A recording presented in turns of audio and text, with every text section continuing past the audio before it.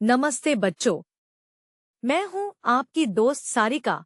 आज मैं फिर आपके लिए एक नई कहानी लेकर आई हूँ। कहानी का नाम है एक अनोखा अनुभव। तो चलिए कहानी को आपको सुनाते हैं। और हाँ, कहानी को ध्यान से सुनना क्योंकि मैं कहानी के अंत में 2 सरल प्रश्न भी पूछूंगी।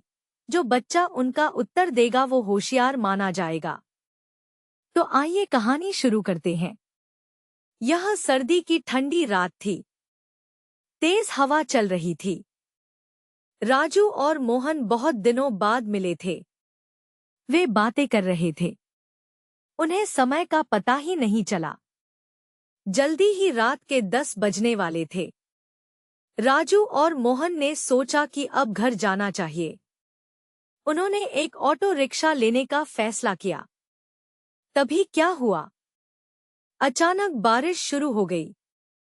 वे जल्दी से एक ऑटो रिक्शा ढूंढने लगे, लेकिन कोई ऑटो रिक्शा नहीं रुका।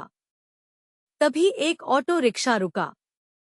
ड्राइवर ने पूछा, कहाँ जाना है? राजू ने जगह का नाम बताया। ड्राइवर ने कहा, बैठ जाइए। राजू और मोहन ने उसे धन्यवाद दिया और ऑटो में बैठ गए। रात बहुत ठंडी थी। राजू ने ड्राइवर से कहा, भैया, कहीं चाय की दुकान पर रोक देंगे? हम गरम चाय पी लेंगे। ड्राइवर ने पास की एक चाय की दुकान पर गाड़ी रोक दी। राजू और मोहन ने चाय का ऑर्डर दिया। राजू ने ड्राइवर से कहा, आप भी चाय पी लीजिए। ड्राइवर ने सिर हिलाते हुए मना कर दिया।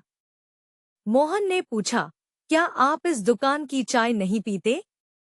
ड्राइवर ने कहा, नहीं, ऐसी कोई बात नहीं। राजू ने फिर कहा, एक कप चाय से क्या होगा?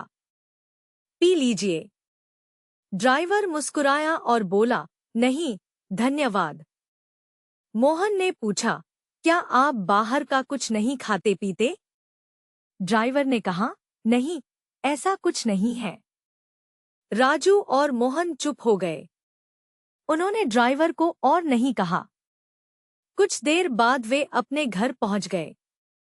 उन्होंने ड्राइवर को पैसे दिए। राजू को कुछ अजीब लगा। उसने ड्राइवर से पूछा, भैया, आप चाय क्यों नहीं पी रहे थे? ड्राइवर थोड़ी देर चुप रहा।